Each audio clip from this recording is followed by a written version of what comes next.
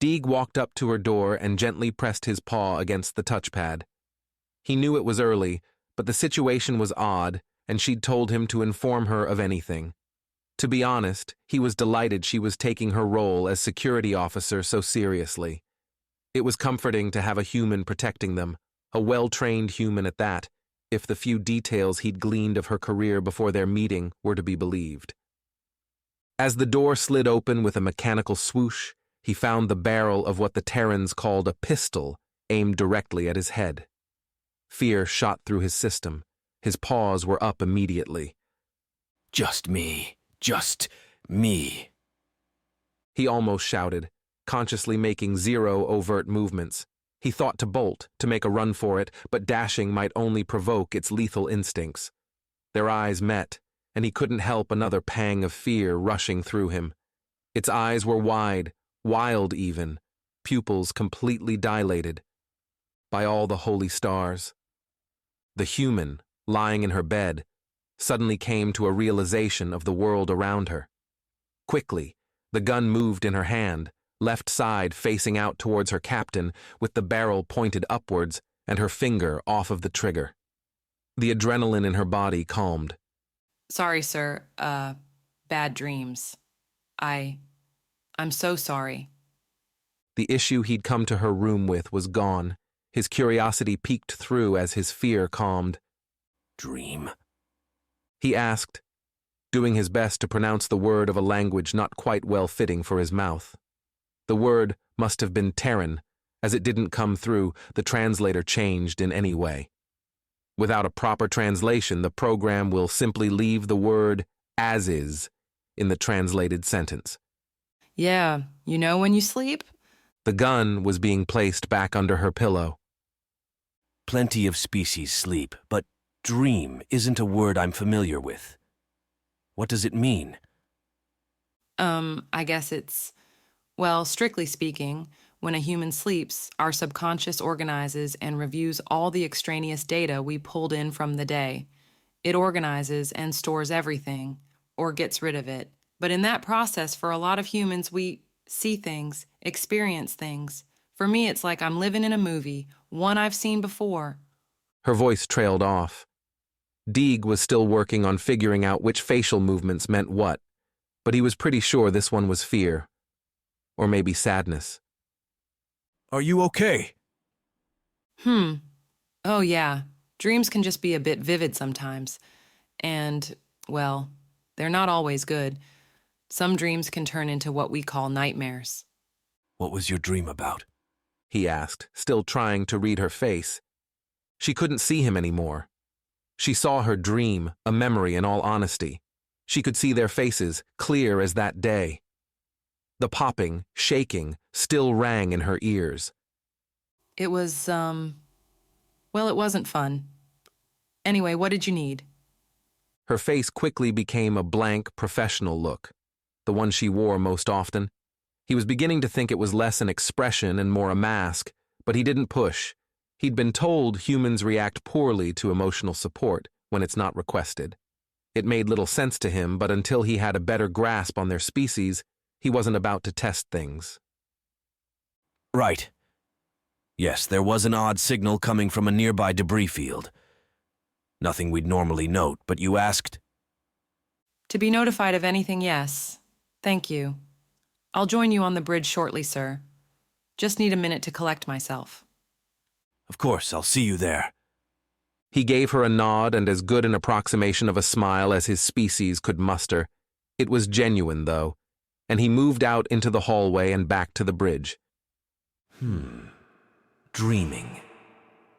A collection of extant or to-be organized data. Does that mean those nightmares are comprised of data the humans find scary? If so, then where was it pulling that data from? There's no way she found any of us scary. What could even scare a human? Suddenly, something she'd said dawned on him. One I've seen before. Memories? His mind drifted to his first memories of her, less a meeting and more an incredible showing of that fabled human strength. Gareth and he had just made port at a way station, still seeking an able being to take over as their first security officer. Look, the more cargo we start hauling, the more likely we are to get attention, not just space side, but when we dock or land too.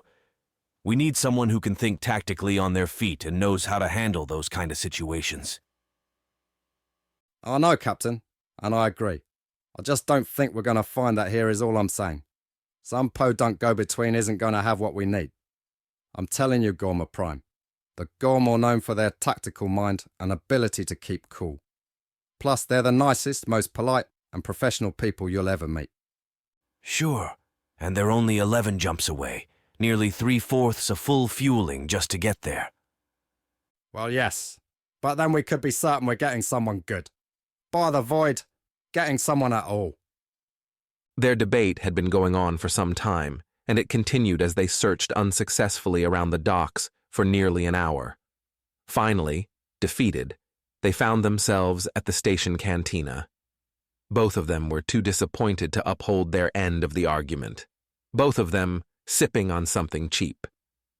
Gareth was about to rouse his belabored point when the sound in the bar hiked up sharply. It looked as though two groups were starting to get at each other. Mercs of some kind by the looks of them and their patchwork of arms and armor. It seemed that one group had made less than complimentary comments about the brood mother of the other group. The insectoids took offense to this and started to stand. No one speaks ill of the matriarch.